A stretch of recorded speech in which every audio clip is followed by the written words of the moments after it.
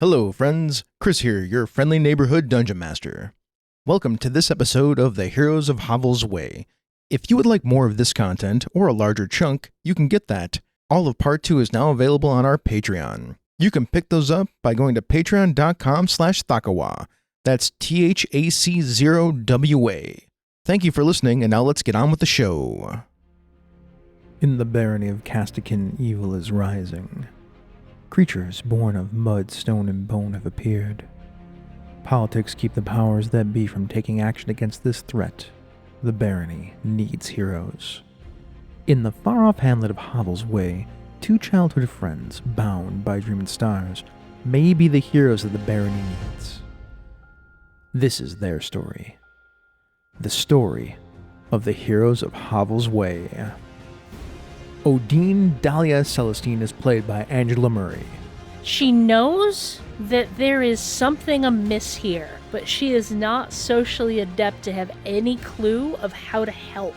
Eremon Durant is played by Jared Rasher. I know, I've mentioned my dreams before. I had one that didn't just feel meaningful, it felt important. And the Dungeon Master is Chris Sneezak. Why are we teaching when we're fighting something terrible? You will not invade my small clothes! Get it off, get it off, get it off! Now, we begin. You get blasted backwards through the wall.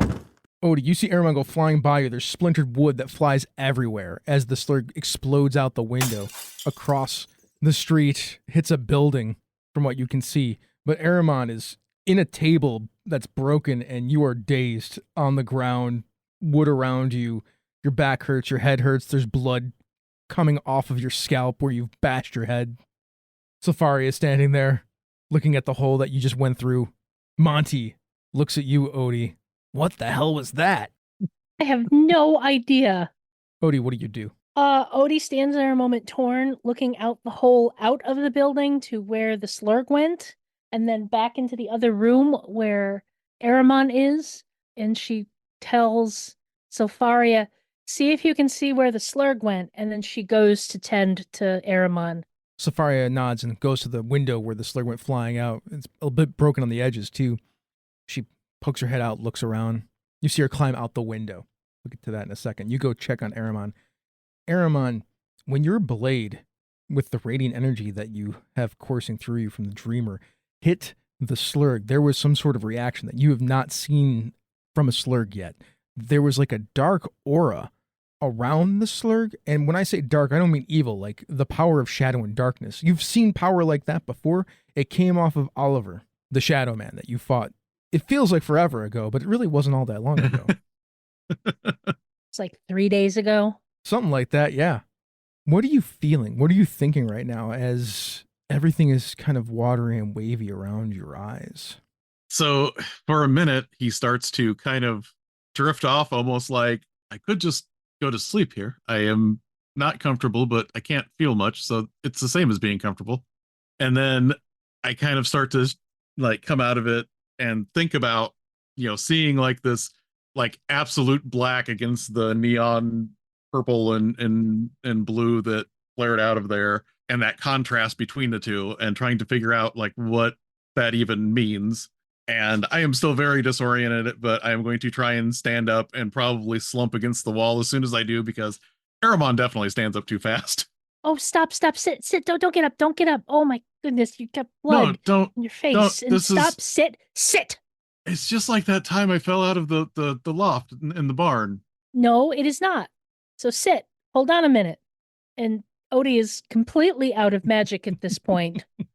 She gave her last good berry to the gentleman earlier, and she's basically tries to do the best she can with just bandages and medicine. Eremon, as you're being tended to by Odie, as I said, everything's a little bit soft. And as you sit there and Odie is wrapping a bandage around your head, things slow down for you.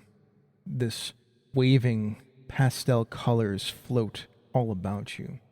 The world almost looks as if it's moving in slow motion, as if a watercolor has overcome your vision.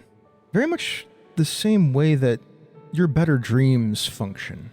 as you're moving through time, because you can remember chunks of your dreams at this point, especially lately as you've been sleeping the last 6 months. This watercolorish, neon, floating space that you find yourself in.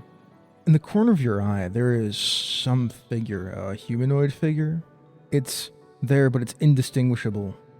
A blob, but it's a person. You think? An entity? Something. It's got a flower in its hand. It's leaning over it, smelling it. You don't see Odie anymore. You were just sitting there. Even when you look down at yourself, you were also in watercolor. What do you do? First, Eremon will play with the time dilation a little bit by just kind of moving his hand in front of him and fascinating himself as he's watching the colors ripple off of it. And then he shakes himself out of it and walks over to the figure and says, "Excuse me, I am not used to having, well, sometimes I have other people in my dreams, but it's usually someone that I already know, or maybe sometimes it's somebody that I know that I don't know, but you're kind of in between the two of those. So may I ask who you are?" Eremon, you say all of that, and you know that you said all of that, but it all sounds like you're speaking underwater. Blah, blah, blah, blah, blah, blah, blah, blah. You know everything you just said. Odie, you see Eremon, who's obviously concussed. He's waving his hand around, and he's like, blah, blah, blah, blah, blah, blah. No. Stay here. Gentle tap on the cheek. Come on, stay here. Monty, get me some water. The figure turns to you and hands you the flower. You feel warmth, compassion, kindness, and potential from the figure and the flower. I try to very, very carefully and slowly say thank you, hoping that actually comes out the right way. Thank you. Do you take the flower? I do. Odie, you hear Eremon slowly say, "Thank you," and then his hand starts glowing. Eremon, what colors does your hand glow? I think it is still a variation of that neon blue and purple that has been kind of showing up when he smites things. Oh, you're welcome. You're welcome, buddy. But you're glowing. I don't know what this is. Back in the dream space, you hear or feel a voice. Eremon Durant, I was hoping we would get a chance to speak, just not like this. It may be a little soon for us to speak in this manner, but I was hoping that you would become mine. Well, I mean, I'm not really spoken for, but I do have... Oh, never mind. Stop. Wait. And it is probably at this point, because Eremon's mouth always gets a few feet ahead of him before his brain catches up, that he is starting to realize that this is that feeling of the emanation of everything that has been pushing him towards feeling like he has a destiny and kind of moving him towards thinking that he has a purpose in life. And that finally catches up with him after he has started to say things that aren't necessarily the brightest. And he almost wishes he could grab those words and pull them back in. Your personage in this space turns beet red with embarrassment as you have those thoughts. Not just like your cheeks, your whole physical, ethereal being. It is okay. I would hope that you would be my knight, just as your father was. Wasn't my father a knight of the kingdom? Not anything, higher powered or anything like that. I was not under the impression that he followed anything deeper than tradition and what is proper and right to do. Broken dreams can shatter souls, and you get a hint of sadness from the figure. I was not aware that my father was anything like me. You have it backwards. It's that you are like your father. Eremon, for a brief moment, for feeling very at peace and calm and warm here, for a second feels a little cold, because that is not something that he wants to picture himself as. So I ask you again, will you be my knight? Ever since I have started dreaming, I have been thinking that I must be moving towards a purpose. There is nothing else I can say other than that I will be your knight. I feel like in my dreams, I am seeing a better world. And I feel like because I have seen these things, I must work to make that a better world, to make people safe enough for their own dreams to be realized. These are the things that I most ardently wish to come true. The flower that I have given you, place it over your heart. And he will do so. Odie, as you have finished bandaging his head, you see this glowing power in his hands, this blue and violet ephemeral energy. He takes his hand and he places it over his heart, and when he does, that energy cascades across his entire body, and he fades out of existence in front of you. Oh, no, come back here, come back. And she's trying to grab him to keep him from fading away. Your hands go through him. Oh, Robin's gonna kill me. Eremon, the world that you are in becomes more solid, and you see a woman standing in front of you. You no longer have a flower. You were just there. While it's more solid, it looks very much like a painting all around you of a field. There's a river in the background. There's a little village. You realize it's Hovel's Way, an idyllic version of Hovel's Way, as if somebody painted it. The woman smiles at you. Welcome, Dreamwalker, into my service. It has been a very long time since I've spoken to anyone like this. I am truly honored. This place, the Walking Dream, you may come here from time to time now. It could help you. And I have to warn you, what you just encountered is not the power of the Mountain Destroyer, it's the power of the Golem of Chaos, Odvek. All right, so we are dealing with multiple cosmic entities that are potentially encroaching upon the world. I want to say that this should make me more concerned, but it also makes me much happier that I have sworn to keep anything from encroaching on this world and harming the people that I love. My knight, the Titans are not cosmic entities. They're of your world and their world at the same time. They're no different than you or what I was. She gets a little sad at that. You can no longer stay here. If you stay here much longer, you may be stuck here forever. So now go. And she touches you, and you shimmer back into where Odie was taking care of you. Odie's sitting in the middle of the floor of this shattered hallway at the top of the stairs outside of this room, head in hands, rocking back and forth. I lost him. I don't know what's going to happen. I don't know where he is. I don't know where he is. And Monty is sitting there with a glass of water. Eremon, when you come back to this place in space, your wounds are healed. You have all your hit points back. You are not bleeding from the head anymore. Although the rag, bandage, whatever Odie used to wrap around your head with the poultice and such, is still on your head. But you feel much better.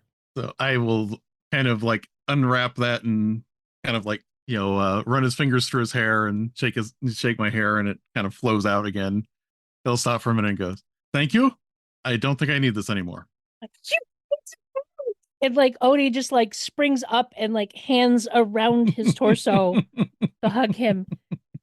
You were bleeding and you were in delirious, and then you disappeared, and I thought I lost you, and I knew Robin would kill me, and I didn't know what was going on, and oh, thank God you're back. Even Monty's grabbing your ankle, wrapped around your calf. Eramon's going to lean into the hug and kind of like lean his head down next to Odie's ear and say, "We have so much ahead of us, and we all need to be with one another and remember what we're doing this for." Can we do it in the morning? I'm so tired. Oh, Sylpharia. Sylpharia comes walking back up the stairs. I found this in the remains of the creature. She hands you it's about a fist-sized crystal humming with the remains of some power. Do you know what this was, Sylpharia? This is infused ore. The power is that of the plane of Earth. Do we need to worry about that anymore? And Odie points at the rock crystal. I am not sure. What I just told you is a fragment of a memory that I managed to pull out of my past. Okay. At this point, Eremon goes, "This may be the right time to bring this up, but I have this on good authority now that we are not just dealing with the Mountain Destroyer, but we may also be dealing with the Chaos Golem." The owner of the Golden Oyster walked up earlier, saw the terribleness, left, came back with the town guards. Leo Polk is there. Everything okay here? What happened? I think we're okay now. There was one of those slurgs pretending to be one of those slurgs, a special one who was here, and we came to confront him, and there was a fight, and when there was an explosion of magic. It's dead now. It's gone. It's who killed Mara.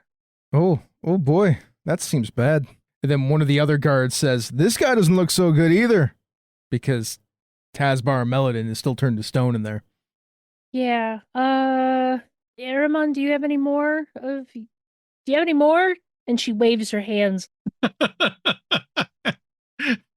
And Eremon goes, before the fight started, I wasn't quite sure that I had anything left, but I am feeling much better now. And he's going to look into his palm and just kind of like see if he can make anything show up. And there in your palm is glowing blue and purple energy. Wispy, ephemeral energy. So I'm going to look at this, get a smile on my face, and like put it in Odie's face. Say, look, I have some. And Odie's going to just grab his hand and lead it over to touch Tazbar. As you get close, you see that his eyes, they're still eyes. They're like looking at you like with rapt panic. No. This is going to be good. This is going to be okay. This is going to, it's going to get you out of there. As Eremon touches Tazbar, from where he touches and the energy spreads out over him, this poor scholar, the stone skin recedes, almost flaking off, turning back into flesh. And then he collapses to the ground. He was still breathing as it was anyway, but his entire epidermis, all of his skin, had turned to stone. Thank you so much. Thank you so much. And he sits on the ground, grabbing his legs, curling into the fetal position. We cut to you in the common room. There is a lovely meal of oysters and bread and some amount of pasta on the table. There's some mugs of ale. Tazbar is sitting in one of the seats. Monty is standing on the table at one end, gnawing on some oysters, the shells, sharpening his teeth on them, sharpening his claws on them. It's kind of disturbing, actually. Gotta keep him sharp, right? Looking at you, Odie. Oh, yeah, gotta keep him sharp. Everyone's looking at the raccoon from time to time because it's weird. There's just a raccoon in on a table, sharpening his claws and his teeth on oyster shells as he eats them. Once Eremon notices that anyone is looking at him, I go, it's all right. He fences too. Leo Polk shakes his head. That makes sense. The raccoon fences. You any good there? Monty, he looks at Leo like, this guy doesn't know anything, does he? Oh, Monty, be nice. Monty goes over to your cloak, Odie, roots around and grabs a couple of sticks out of it. He hands one to Leo. And then he starts sparring with Leo. I guess the raccoon can spar. Never mind. Good fight. Better with my claws, though. All Leo hears is... If you spar with him long enough, you'll realize he overexposes his left every so often, probably about every third strike. Monty stops and looks at Odie. Why did he never tell me that before? Because he doesn't know. I mean, he knows you can talk, but I don't know that he knows if he talks to you, he can let you know. Eremon, you should tell Monty these things. There's like a whole crowd of people like standing around watching you all talk to this raccoon now, too. Like it's been going on for a while, but now the crowd is just getting bigger and bigger. Tazbar, sitting at the end, even he is smirking at the situation at this point. He looks a little less pale than he did an hour ago when he was, stone. Thank you for saving me. It is the least we could do. We seem to have made a bit of a career of tracking down these slurgs. Do you know what it wanted from you? Yes, I do. It wanted me to decipher that. Points at your star chart. Can you decipher it? I did. I stalled as long as I could, but I told it what it wanted to know. Can you tell me? Oh, yes. Yes, I can. It is pointing to a location to the west and north of here. If anybody has a map, I can tell you where. I mean, I did it based on positioning of the sky and then, travel time. Do we actually have a map? Yeah. I don't see why you wouldn't. You're traveling with the Baroness. Okay, so Odie will dig into her bag and pull out the map, which she has probably made little notations on. Like, where the island was that's no longer there, where we fought the bandits in the farmhouse, little things like that, and then put it in front of Tazbar. Tazbar takes a look at it. He pulls out a one of those pencils that is uses the plant as a lead, as we discussed many sessions ago. He goes over it. He then scrawls an X on a spot. Leo Polk takes a look over. He's like, "Oh, I know that spot. There's a mine there. That hasn't been there for very long. Maybe about 7 months. So relatively new mine? Yeah, about 8. It's about 8 hours, 9 hours away by horse. Okay. Yeah, Drog 10. He's the foreman out there. It's his operation. Have you heard from them recently? I mean, no, but that's not unusual. I mean, big town, right? They send ore back now and again. Small mine, but good for iron, apparently. Okay. We're probably going to have to go check it out. Oh, before I forget, I am very sorry. But are you good at restoring legible things? It seems like from the star chart, because I have something that it was legible and now it's not legible anymore, and I would like it to be legible again, but I'm not quite sure how that process goes. And I will pull out Remy's journal.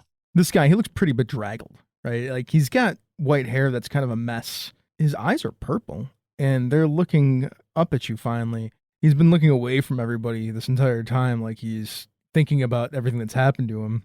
When you say that, though, his eyes get sharper, and he gives you a look over. Yeah, I can probably fix that. I have a spell, a Titan shard with a spell in it that can fix this. May I have it? Oh, certainly. And I'll slide it over to him. And it'll take me a half an hour, maybe. If you want to come up and see, I can show you. Don't worry. It is nothing that must be done immediately. It's just something that I would like to have done, and I appreciate it. I know you've been through a lot. It'll take my mind off of everything that's happened to me. I very much enjoy the process of casting spells. It helps me clear myself. It's funny because you say that as if you do that on purpose, but every time I do something that I don't know whether it's a spell or not, it just kind of happens when it needs to happen. His eyes narrow as you say that. That is very strange. You don't understand how you use your magical powers? Are you not a Titan charm wielder? Oh, definitely not. I mean, I understand in that it is very connected to the destiny that the Dreaming Veil has put forth in front of me. But beyond that, so you're a cleric of the Dreaming Veil? He's not a cleric. No, I have had no formal religious training, and I don't think I would look good in the robes. He hits things too hard with his sword to be a cleric. Ah, so then maybe you're one of the Dreaming Veil's knights? They called them paladins in ancient times. That would be the term that she used when she spoke to me. Who spoke to you? The Dreaming Veil. When did the Dreaming Veil speak to you? Upstairs, when I went through the table. Eremon, we really got to talk about you giving information when you're supposed to give information. I didn't know that. You didn't tell me. You just disappeared, and then you appeared. Everyone seemed to be hungry, and everyone needed to relax, so I didn't want to ruin the moment. I figured we would get downstairs, everyone would get a full belly, then we would all be comfortable, then I would bring it up. This gentleman, his jaw has dropped at this point, wide open. You spoke with the Dreaming Veil? Yes, very much so. But they don't speak except for the monarch.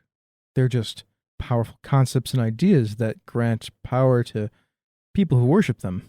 Well, she was a concept that spoke to me and handed me a flower, and then asked me to say some words to invoke my loyalty to the ideals she instilled in me.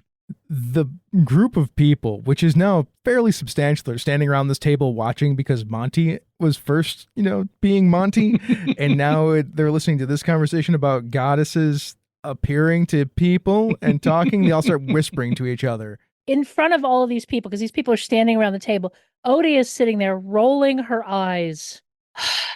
That's it, just rolling her eyes? Yeah, because yes, okay.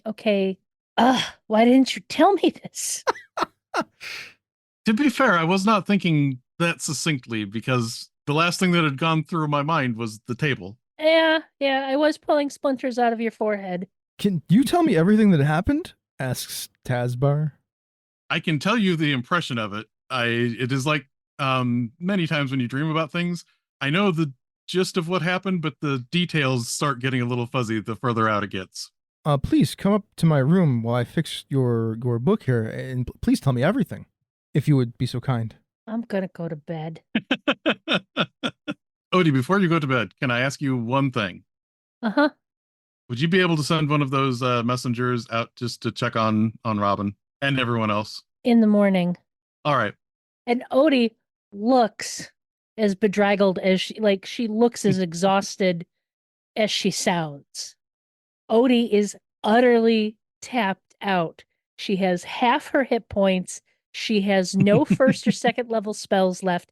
She has one lucky point left and no luck points. She's tapped out. Do you go with Tazbar and tell him everything that he asks you? Oh yes, I will follow him up, and to the best of my ability, I will answer anything that he is asking me about. Nice. And he fixes your journal for you. You do discover that he is a scholar of the gods and the titans. And he is a Titan Shard user. You actually see him pull out it looks like a leather roll-up case. When he unrolls it, there are a number of glowing crystals inside of it, and he pulls one out and uses it, waves it over your journal, chanting for a good 20 minutes. And when he's done, all of the words that were washed away inside of it have fixed themselves and now can be read again. I am very, very happy that you have done this. I am very much in your debt. It is my pleasure. You saved my life. This is the least I can do. Okay, I will. That makes sense. However, if I could impose a little bit more, would the Chaos Golem work with the Mountain Destroyer? Is this something where they would be in allegiance with one another, or is these conflicting things that we might get caught in the middle of? Oh no, the Titans were all on the same side during the Titan War. They fought against the Zithian Empire. Do you not know much about the Titans? Well, no. Oh, from what I've been able to glean from what happened, it wasn't millennia ago. It was only 600 years. People conflagrate these things so much, but it's not like ancient history, just a long time ago. I mean, 600 years is a long time. The Zithians were a very highly advanced magical society. They had powers and abilities that I would say that we have not seen in the past 600 years, but for some reason, they've been creeping back up recently. Some of these powers and abilities from that time period. I don't know why. I think it has something to do with the wards on the Titans' prisons that exist out there. But the Titans, they were huge constructs that were not intended to be sentient by everything that I've been able to discover. They were supposed to be power generators for the Zithian Empire. The Zithian Empire covered this entire planet from what I can tell, or at least most of it from what I've been able to find out just in this smaller part. I've traveled beyond the kingdom of Rook to find these things out, but the Titans, they were all brothers and sisters essentially. The Zithians created these batteries. They were supposed to be like construct batteries, and then they gained sentience. So they aren't from the elemental spheres as other elementals are. They are birthed from this world, but also from that world. They were working in conjunction with the Zithian Empire, from what I've been able to discover, for a very long time, until they didn't want to be subservient or felt that they should have their own space, and they didn't like the way that the Zithians were treating them. There's some conflict about how that goes. The Zithians may have been preparing for war for a long time, having inadvertently created sentient walking engines of elemental power. I mean, that is dangerous in and of itself. But a war broke out, and it was the Titans versus the Zithian Empire. And that war ended with the Zithians managing to imprison the Titans that were remaining, that weren't destroyed. The Water Titan was destroyed. And the Titan of wild energy, and by wild I mean nature, its consciousness was destroyed. So it's just a raging beast of primordial energy, primordial nature energy. But they managed to trap that too. But in doing so, they cut off magic from the world in some way. It was the only way that they could do it in order to weaken the Titans enough to imprison them. That's why the world is the way it is, by all our best guesses as scholars. So to answer your question, the short version is yes. If the Golem of Darkness, the Chaos Golem, would absolutely be working with Valhalmorris the Mountain Strangler, the Titan of Earth. I appreciate the clarity. I am not comforted by this. I mean, it shouldn't be a problem. They're all still imprisoned. I am not so sure about that. I think our uptick in Slurg activity is directly related to the attention of the Titans returning to us. Well, that has been my theory too, but it shouldn't be so soon based on what I've been able to learn. There should be time, like years, decades even, before these wards can fail completely. I know that there are people out there that are looking for them to reinforce them. I'm also aware that the Druids of the Circle of Stars were supposed to be some of the keepers of these wards, but maybe their schism has caused some problems with that. I wish Odie was here, but she definitely needs her rest. Some of this that you have spoken of sounds familiar, but on a smaller scale. We were in a place that had wards that was containing elemental power, and the wards were breaking down, and we had to do what we could to keep them from exploding as much as possible. Really? He perks up at that. Where was this? I would love to see this place. It used to be out in the middle of the lake, and now it is gone because it went back down again. Ah. So you would probably need to hold your breath quite a bit. Understood. That's unfortunate. You talked about the Zithians creating these big things. What about something smaller, like more person-sized? You know anything about something like that they may have created? I know that before they built the larger Titans as capacitors, they experimented with smaller ones to step them up in size. I'm also aware that there was some binding of elementals to magical machines and constructs for power purposes. That's a lot of the Titan shards are the remains of elementals. A lot of the other Titan shards are also just pieces, remnants from the Titans themselves. And then some are just Zithian artifacts. We use them as a catch-all, but it's much more complicated than that. We call them Titan shards. Just here, and he pulls out his leather roll and he unrolls. He's like, this is a Zithian device. This is a remnants of an elemental that doesn't exist anymore. And I'm pretty sure this piece right here, and it's glowing with a shadowy darkness, was a piece of the golem of chaos himself. It's one of my more powerful spells. I am reflexively going to reach out towards that one with like my finger and just see if it reacts as I get my finger closer to it. It does not. All right, that is probably a good thing. Eremon is going to do what he is about to do, not because he is trying to be duplicitous, but because he doesn't want to reveal a friend's circumstances, whether he does this well or not. Let us assume that someone found one of these smaller versions of these constructs and it couldn't remember everything. Is there something that you would do to help them remember things that it used to know? I'm not sure what you mean. Pretend that you are in bed and you need to go to sleep and you're a young child. And one of your parents, probably not your father because he doesn't like reading to you, gets out a book and he starts reading a story to you. The story is about a construct that people found in this old, and Eremon will totally just explain the same place he just explained to him about where Odie and I were with all of these elemental wards. And then they find a new friend who can't remember everything. Tazbar nods his head. Hypothetically, if there was a construct with the personality of an elemental from a crystal that was mostly intact, that is the remnant of one of these elementals, and still had its soul, for lack of a better term, inside of it, but couldn't access its memories, I'm sorry, I wouldn't know how that would work unless I studied it very closely for a period of time. Which makes perfect sense because it's not something that is actually happening right in front of you. Exactly what you said. Eremon thinks he has been very sly in protecting his friend's secrets. And told everything to Tazbar Meladin. Because there's no way to get any of that information across from Eremon's point of view without actually telling it all, but still not realizing that he told it all. And this is why we love Eremon. Thank you for listening to this episode of The Heroes of Hovel's Way. Music and sound effects were from Storyblocks and Envato. If you'd like to interact with us, you can join our Discord. There's a link to join it in our show notes. We talk about D&D and other fantasy gaming stuff there along with other topics. If you want some more, you can be a patron. Being a patron, you can get the first 7 episodes of Part 2 as one large chunk right now. Join for free for 7 days and stick around for $5 a month. I'll be releasing our episodes early there in larger pieces going forward.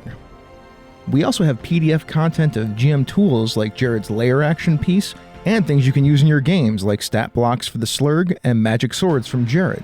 I also talk about the game there, The Heroes of Hovel's Way, in a GM podcast called Chris's Hovel.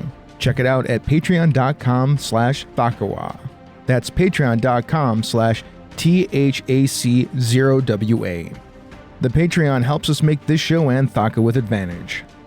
Speaking of patrons who help us out, I would like to thank David Ridout, Matea the Sorceress, the Polish Ogre, Peter Martin, Eric Bontz, Doug Rass, and Victor Wyatt. Last thing, we're part of the Polygamers Podcast Network.